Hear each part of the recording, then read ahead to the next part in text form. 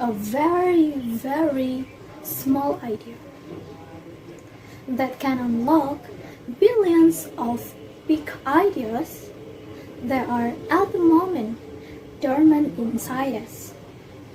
And my little idea that will do that is sleep.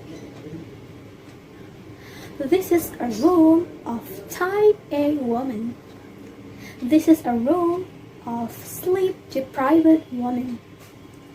And I learned the hard way about the value of sleep. And I'm here to tell you about the way to be more productive, more inspired, more joyful life is getting enough sleep. And we women are going to lead the way in this new revolution, this new feminist issue.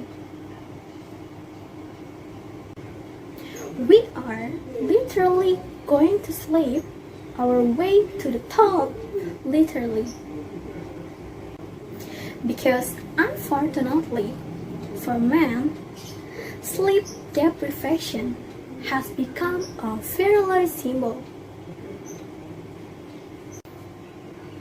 There is now a kind of sleep deprivation,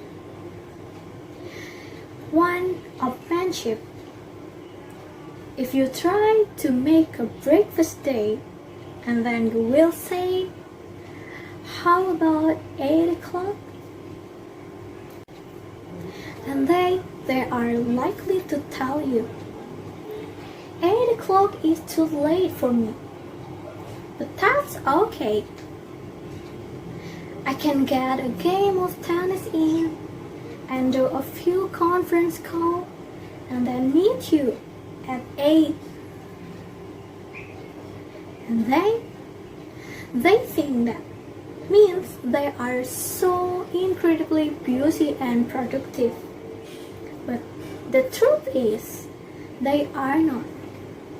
Because we, at the moment, have had brilliant leaders in business, in finance, in politics,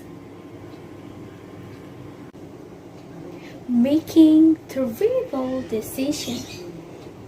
So, a high IQ doesn't mean that you are a good leader. Because the essence of leadership is being able to see the iceberg before it hits our Titanic. And we have had far too many icebergs hitting our Titanic. While all the brothers were busy just being hyper-connected every day, maybe a sister would have noticed the iceberg because she would have woken up from a 7.5 or 8 hours sleep and have been able to see the big pictures.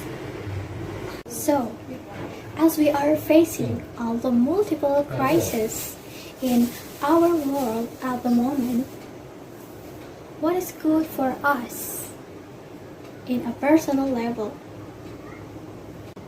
What's going to bring more joy, gratitude, effectiveness in our world, and be the best for our own careers is also what is best for our world.